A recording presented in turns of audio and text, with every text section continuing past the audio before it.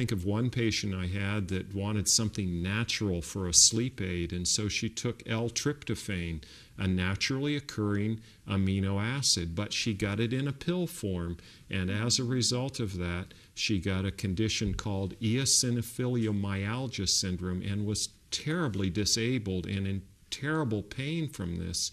Unfortunately, our supplements are not controlled by the FDA, and many of them come from overseas and have other things in them besides what they say are there. In this case, it led to disability.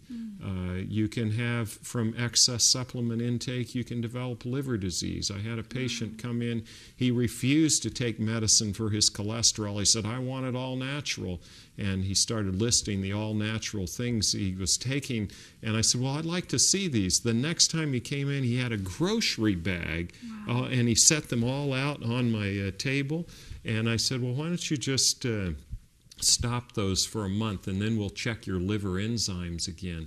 He stopped all of them for a month. His liver enzymes came down. His liver normalized. But, you know, he just decided he wanted those supplements, so he went back on them. I don't know what it was costing him, but it was hundreds of dollars a month, and it was adversely affecting his health rather than benefiting his health. Health is not found in a bottle. That's right. You don't find health in a bottle. You find health in making wise choices about what you eat. Very interesting. It seems that, like vitamin E, which we discussed, many people are starting to take vitamin A as well. Vitamin A, or beta-carotene, which is similar, is something that, fortunately, I'm not seeing quite as much as I did a few years ago. One of the reasons is there are several very good studies on vitamin A that show that supplementing vitamin A and beta-carotene actually increases your risk for cancer. It increases your risk for colon cancer, but most importantly for lung cancer. The study was done in Finland. It was repeated. That was published in New England Journal of Medicine now over 10 years ago. Another study was done called the CARROT study, looking at beta-carotene supplementation. That too increased the risk for cancer. Interestingly, they went back to the Finnish study and did subgroup analysis and found that the people with the highest intake of beta-carotene in their diet had the lowest risk for cancer.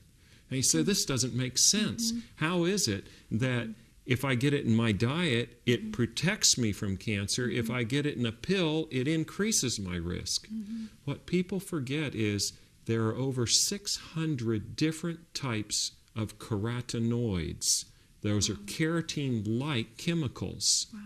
And if you take beta-carotene, you in large amounts, you interfere with the absorption of the other ones in our diet. Now, we don't take 600 carotenes into our bodies. We actually, the ones that are in our diets, they're about 50 to 80 that we actually get in our food. But still, beta-carotene can interfere with the absorption of those, some of which, in fact, most of which are very, very vital to our health.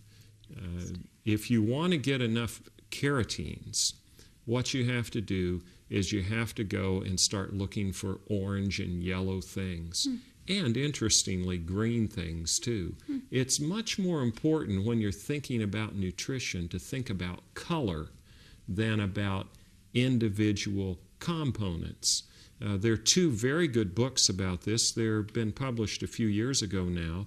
One by James Joseph and Dan Nadeau. Dan actually grew up in Fort Kent here in Maine and worked for a while in Bangor. I believe he's in New Hampshire now. James Joseph is at Tufts University. He published a book entitled Color Your Diet, or Color Code was his book. And David Heber, who's in charge of nutrition at UCLA in California, had a wonderful book, also same topic, about thinking about color when you're thinking about nutrition rather than thinking about a pill bottle. Right. And that's much more important if you want good nutrition, is to think about color. Think, have I had my red today? You know, we look at this apple. This apple sits out in the sun, you know, all of its life until it comes to to me for my life. And to prevent oxidation, it has to have a lot of antioxidants and vitamins in it. You know, if I take a knife and I cut this apple in half and I set it here on the table, what will happen to that lovely white flesh? It's going to get brown. It'll get brown. What's brown? Oxidation. Now, this skin some way protects that apple from oxidizing. You know, that skin on this apple is a very rich source of anthocyanins, which are an antioxidant, and they help me not oxidize.